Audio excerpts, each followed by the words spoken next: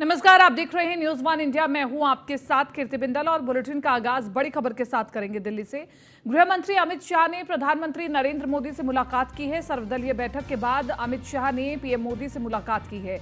मणिपुर हिंसा मामले की पीएम मोदी को जानकारी दी गई है। तो देखिए, मणिपुर हिंसा का मामला लगातार बढ़ता जा रहा है और ये मौजूदा सरकार के लिए एक बड़ी चिंता का विषय भी है। ऐसे में लगातार गृह मंत्री अमित शाह इस पर नजर बनाए हुए हैं। लेकिन अब जब प्रधानमंत्री नरेंद्र मोदी विदेशी दौरे से वापस लौटे हैं तो ये मुद्दा प्रधानमंत्री नरेंद्र मोदी के सामने रखना भी बेहद जरूरी था। पीयूष तिवारी हमारे साथ बने हुए ज्यादा जानकारी के साथ संवाददाता फोन लाइन पर। पीयूष, देखिए, लगातार मणिपुर में जो हिंसा भड़क रही है उसकी वजह से केंद्र सरकार की चिंताएं लगातार बढ़ रही हैं। अमित शाह भी खुद इस पर नजर बनाए हुए हैं और अब प्रधानमंत्री नरेंद्र मोदी के आगे भी ये पूरी समस्या रखी गई है।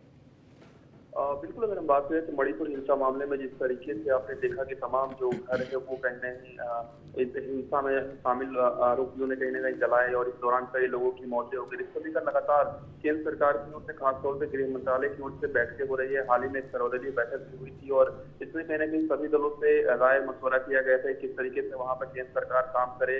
और आज चूंकि प्रधानमंत्री नरेंद्र मोदी करीब 5 दिनों के बाद विदेश दौरे के बाद आज स्वदेश लौटे और जैसे ही स्वदेश लौटे कहीं न कहीं एक उच्च स्तरीय बैठक प्रधानमंत्री ने की। हालांकि वो उच्च स्तरीय बैठक किन्हीं और विषयों को लेकर थे, लेकिन उच्च स्तरीय बैठक के ठीक बाद गृह मंत्री अमित शाह ने प्रधानमंत्री नरेंद्र मोदी को पूरी तरीके से मणिपुर हिंसा के बारे में कहीं न कहीं अवगत कराया कि अभी केंद्र सरकार इस पूरे मामले में क्या कुछ कर रही है, गृह मंत्रालय क्या कुछ कर रहा है और कितनी कोशिश वहां लगाई गई है और क्या कुछ नए विकल्प हो सकते हैं वहां पे शांति बहाली के लिए।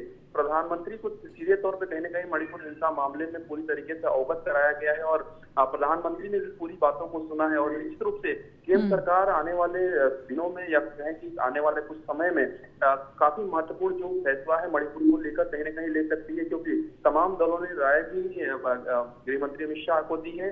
ऐसे में लगातार अभी गृह मंत्रालय की नजर मणिपुर पर बनी हुई है, लगातार बैठकें हो रही है। इसके अलावा सेना को भी सख्त निर्देश दिए गए हैं कि कोई भी वहां पर अराजकता फैलाने की कोशिश करे तो उससे सेना के जो जवान है वो सख्ती से निपटे। तो निश्चित रूप से आपने देखा कि प्रधानमंत्री का काफी बिजी शेड्यूल रहा 5 दिनों तक, लेकिन जैसे ही वो स्वदेश लौटते हैं तो बिना थके कहीं न कहीं बैठकें करते हैं और लगातार देश के बारे में चिंता करते हैं और इसकी मानगी भी कहीं न कहीं आज देखने को मिली जब वो लगातार उच्च स्तरीय बैठक करने लगे दौरे के बाद तुरंत। ठीक है, बहुत बहुत शुक्रिया तमाम इस जानकारी के लिए। दिल्ली से अगली बड़ी खबर आपको बता दें, पीएम मोदी के अमेरिका और मिस्र दौरे पर रेल मंत्री अश्विनी वैष्णव का बयान। ये बहुत ही ऐतिहासिक यात्रा थी। अश्विनी वैष्णव ने कहा कि व्हाइट हाउस में भारत पर चर्चा गर्व की बात है। अमेरिका भारत को एक समान भागीदार के रूप में देखता है और यात्रा के दौरान भारत पर केंद्रित कई विदेशी नीतियों पर हस्ताक्षर किए गए हैं।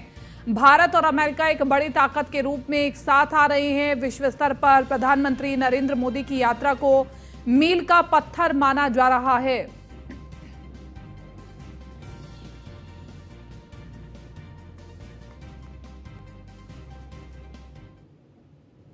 यूपी के आयुष कॉलेजों में फर्जी दाखिलों की सीबीआई जांच को चुनौती देने का मामला। आयुष कॉलेजों में फर्जी दाखिले के मामले में यूपी सरकार को सुप्रीम कोर्ट से बड़ी राहत मिली है। मामले में हाईकोर्ट के आदेश पर सीबीआई की जांच पर सुप्रीम कोर्ट ने रोक लगाई है। सुप्रीम कोर्ट ने यूपी सरकार की याचिका पर नोटिस जारी किया है। यूपी सरकार ने इलाहाबाद हाईकोर्ट के फैसले को सुप्रीम कोर्ट में चुनौती दी है। हाईकोर्ट ने आरोपी रितु गर्ग को जमानत देते हुए मामले की जांच की है और सीबीआई से कराने का आदेश दिया है। पूर्व मंत्री और तत्कालीन अपर मुख्य सचिव की भूमिका संदिग्ध मिलने पर एक्शन लेने का हाईकोर्ट ने आदेश दिया है। यूपी सरकार की ओर से एएसजी केएम नटराजन ने कहा, आरोपी डॉक्टर रितु गर्ग की जमानत के फैसले को चुनौती दे रहे हैं।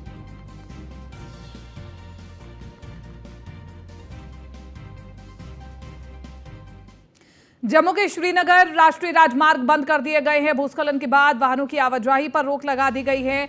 पर्यटकों और स्थानीयों का काफी दिक्कतों का सामना करना पड़ रहा है और जम्मू से श्रीनगर सभी गाड़ियों को नगरोटा हाईवे पर रोका जा रहा है। तो बड़ी खबर आपको बता रहे हैं,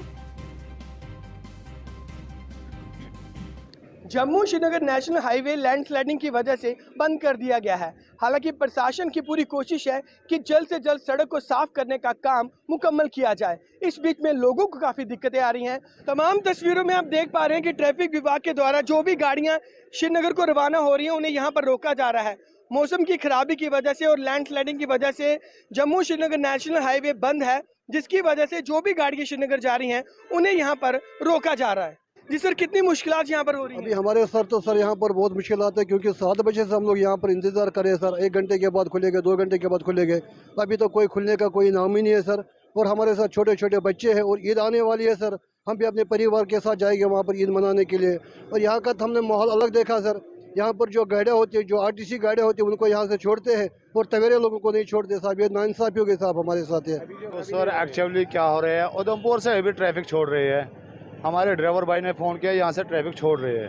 यहाँ से आरटीसी गाड़ी जा रही है, उनके लिए रास्ता बंद नहीं है, ये खाली हमारे लिए है। परसों से छोटी गाड़ी जा रही थी, बड़ी गाड़ी जा रही थी यात्रा के लिए, उनके लिए रोड बंद नहीं है। हमारे लिए हर साल यही, जब हमारा त्योहार, विभाग की तरफ से क्या कहा जा रहा है? कुछ नहीं बोल रहे, आधा घंटा रोको, 1 घंटा रोको, अभी बोल रहा है 2 घंटे रोको, अभी बोल रहा है हमने क्या हुआ है, बोल रहा है अभी कुछ मैसेज नहीं आ रही है, उधर से मैसेज आएगी हम छोड़ेंगे। हमने कंट्रोल रूम फ़ोन किया, वो बोल रहे हमें पता नहीं है। हम किसके साथ आप बात करेंगे जब यहाँ पर कोई बड़े अफसर है नहीं जिसे बात करेंगे। किसी के पास जाते हैं वो धक्के देते हैं हमको, यहाँ से निकल जाओ, यहाँ से निकल जाओ। किसके साथ बात करेंगे? कितनी फैमिलीज है आपके साथ?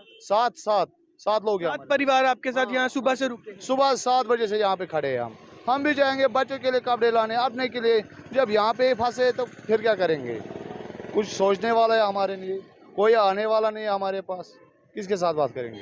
जम्मू श्रीनगर नेशनल हाईवे बंद होने की वजह से लोगों को काफी दिक्कतों का सामना करना पड़ रहा है। चलिए आगे बढ़ रहे। शिवसेना यूबीटी के विधायक आदित्य ठाकरे ने महाराष्ट्र के मुख्यमंत्री एकनाथ शिंदे पर जोरदार हमला किया है। आदित्य ठाकरे ने कहा कि शिंदे की बेशर्मी मुंबई की पहली बारिश में ही दिखाई दे दी है और बारिश के दौरान मुंबई में उन जगहों पर पानी भर गया है जहां पहले कभी पानी नहीं भरा था। ऐसे में न सिर्फ नगर निगम के अधिकारी मुंबईयों की मदद के लिए कहीं नजर नहीं आए, बल्कि उन्हें यह भी नहीं पता था कि मुख्यमंत्री कहां हैं।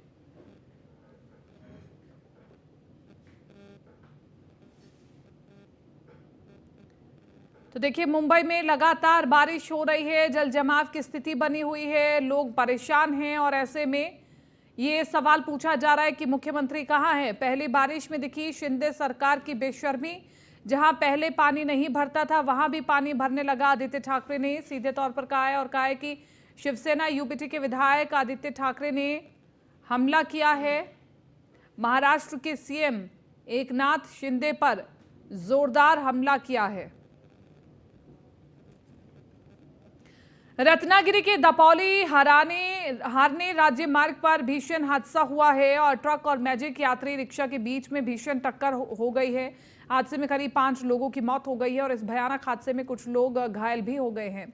आपको बता दें कि ट्रक और मैजिक की भीषण टक्कर में 5 यात्रियों की मौत हो गई है, जिनमें से 2 बच्चे भी शामिल हैं। इस हादसे में हरनोई के यात्री मैजिक चालक अनिल उर्फ बॉबी सारंग की भी मौत हो गई है। बिहार सरकार के पूर्व मंत्री और छातापुर बीजेपी विधायक नीरज कुमार सिंह ने बबलू सुपौल गांधी मैदान में जनसभा को संबोधित किया। जनता को संबोधित करते हुए उन्होंने बिहार के मुख्यमंत्री नीतीश कुमार पर तंज कसा है और कहा कि मुख्यमंत्री दिन में ही मुंगेरी लाल का हसीन सपना देखते हैं जो कभी संभव नहीं हो पाएगा। इसके साथ ही उन्होंने कहा कि आने वाले समय में प्रधानमंत्री हो तो क्या मुख्यमंत्री भी नहीं बन पाएंगे।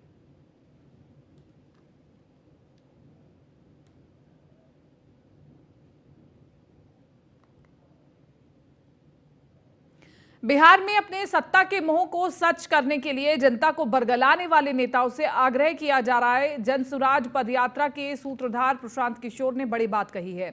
प्रशांत किशोर ने कहा कि पिछले 32 सालों में लालू यादव का डर दिखाकर बीजेपी वोट ले रही और बीजेपी का डर दिखाकर लालू वोट ले रहे। अगर ये जन सुराज अभियान अपने इस स्तर पर रहा तो ये जाति धर्म की स्थिति खत्म हो जाएगी। आज जो भी इस तरीके के काम कर रहे हैं उनकी दुकानदारी बंद होने वाली है। और इसके साथ ही उन्होंने कहा कि नीतीश कुमार की उम्र हो गई है और राजनीतिक तौर पर आज वो अलग पड़ गए हैं। सीधा आपको वाराणसी लिए चलते हैं, जहां पर मुख्यमंत्री योगी आदित्यनाथ किसानों को क्या सौगात दे रहे हैं, दिखाते हैं। प्रारंभ सॉयल हेल्थ कार्ड से होता है। प्रधानमंत्री फसल बीमा योजना, प्रधानमंत्री कृषि सिंचाई योजना, वन ड्रॉप मोर क्रॉप के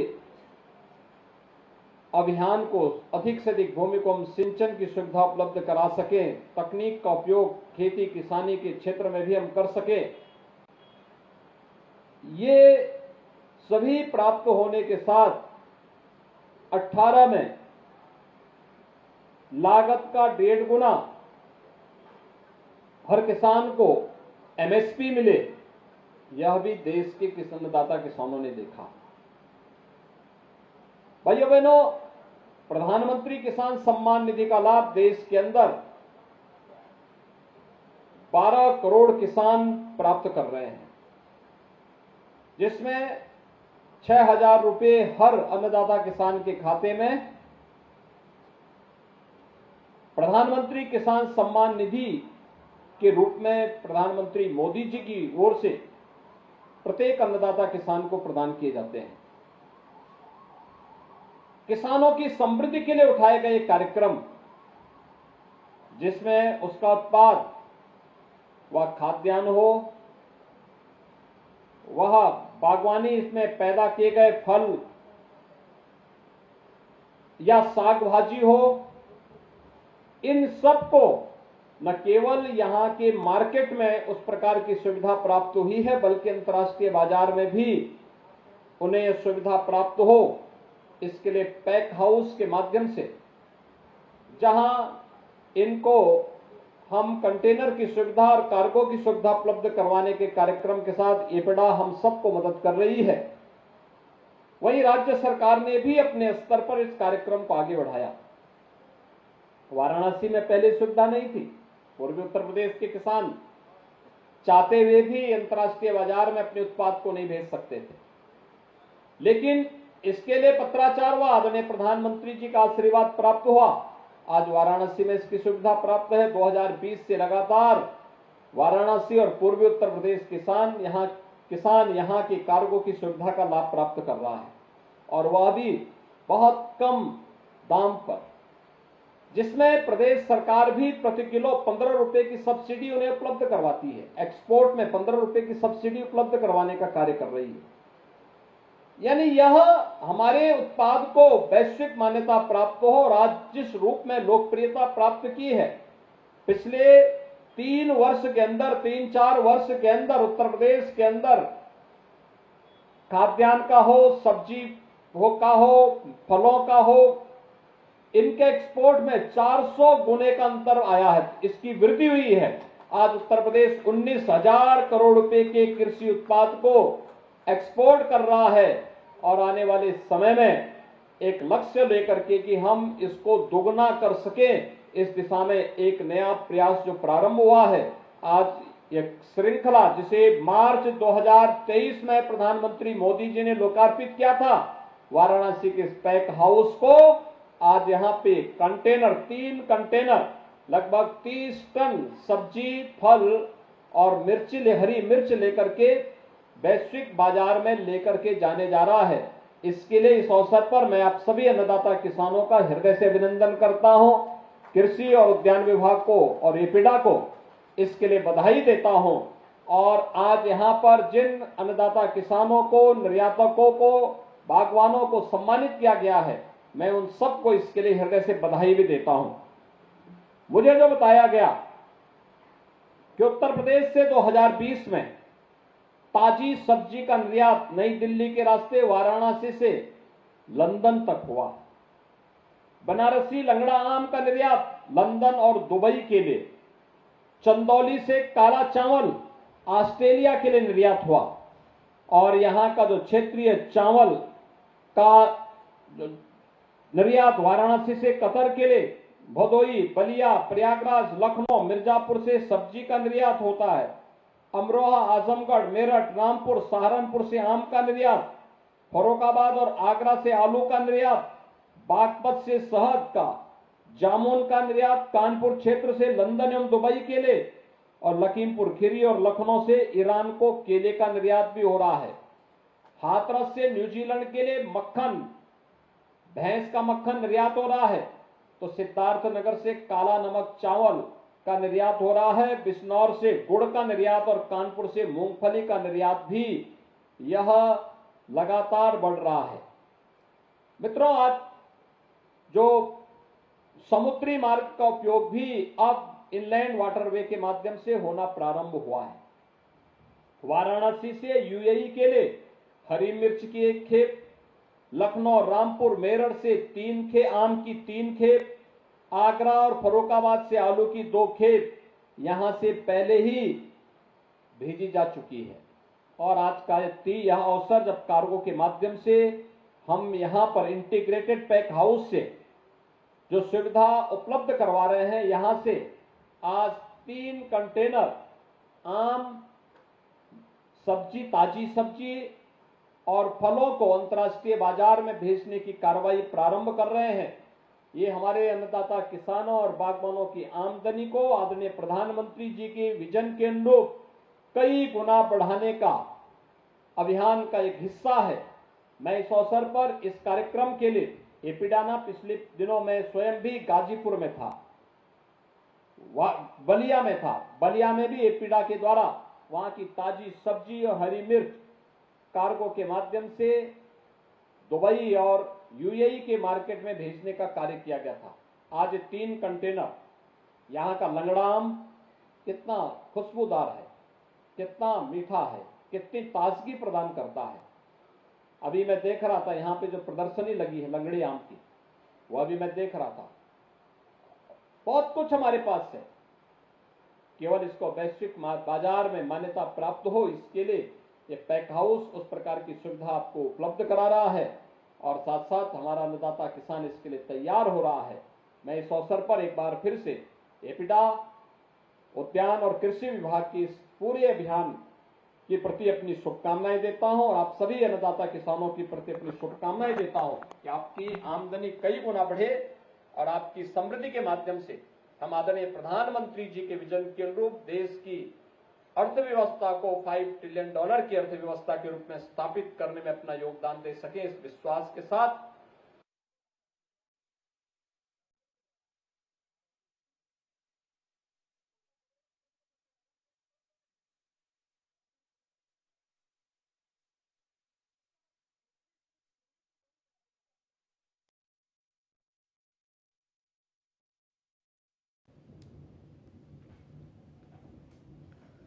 तो मुख्यमंत्री योगी आदित्यनाथ वाराणसी दौरे पर हैं अपने और यहां पर लाभार्थियों को कई उपहार दिए गए हैं और इसी के साथ साथ वाराणसी को बड़ी सौगात भी दी है। उत्पादन करने का कार्य हमारा अन्नदाता किसान उत्तर प्रदेश के माध्यम से करता है और इन संभावनाओं को आगे बढ़ाने के लिए आज एक बार फिर मैं आपके पास आया हूं आपसे कहने के लिए हम प्रयास करें।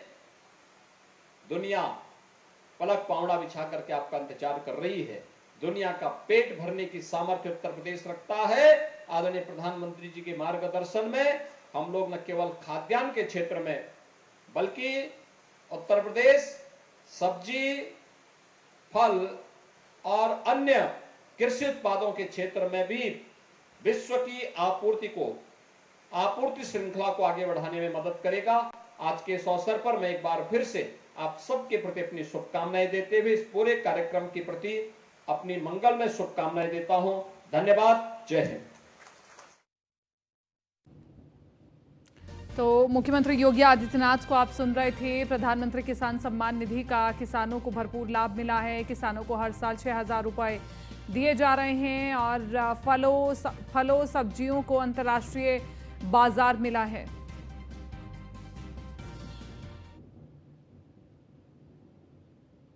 फिलहाल इस बुलेटिन में मेरे साथ इतना ही। दीजिए इजाजत। नमस्कार।